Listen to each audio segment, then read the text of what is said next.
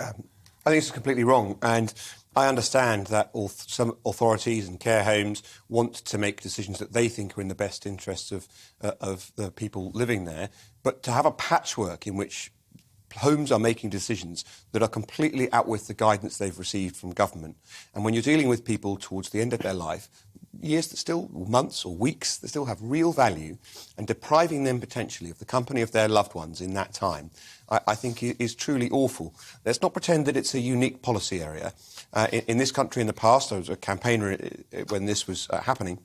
Some counties would retain the DNA of innocent people after having taken it, and some counties would get rid of it. So if your house was burgled and they took your DNA to eliminate that sample from inquiries, some counties, depending on where you lived, would keep it and be running that as if you were a criminal to find out whether your DNA had been picked up, and some counties wouldn't. And people suddenly realised, well, there's this patchwork of authorities making decisions that can have a real impact without any real control from the centre. This is worse. It's the same in principle where at the grassroots there are institutions making decisions that are going to stymie the ability of you to go and see your mum and dad, your grandmother, your grandfather, potentially in the last weeks of their life, because they think that they're doing the right thing, notwithstanding the fact government's told them not to. But I think it's much worse than the example that I've given, because there is this finite capacity to see people. And I mean, I happen to have lost my father during coronavirus, not to coronavirus, and I thank my lucky stars every day that it was at home rather than in a care home when we wouldn't have seen him. And I really hate the thought of the people who are going through this now, and potentially, long after, as we know now, the greatest coronavirus threat has passed, not being able to see their loved ones. Just to put some context onto this, by the way, 1 in 8 hospital trusts in England are still refusing to allow relatives to visit patients. This is despite NHS guidance, Marianne, saying that they should be opening up now to these visitors. What do you make of it all?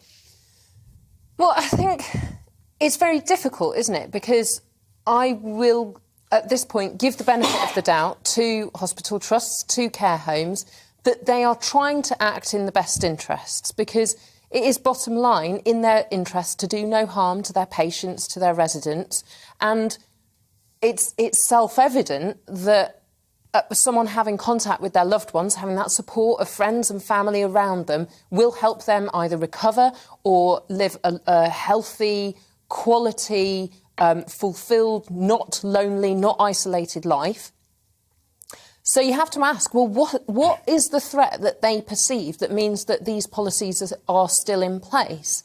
And what really are the mechanisms that we kind of challenge those policies if we as a society, or perhaps our government, or perhaps a local authority kind of looking at care homes within their jurisdiction, they go, what you're doing is wrong.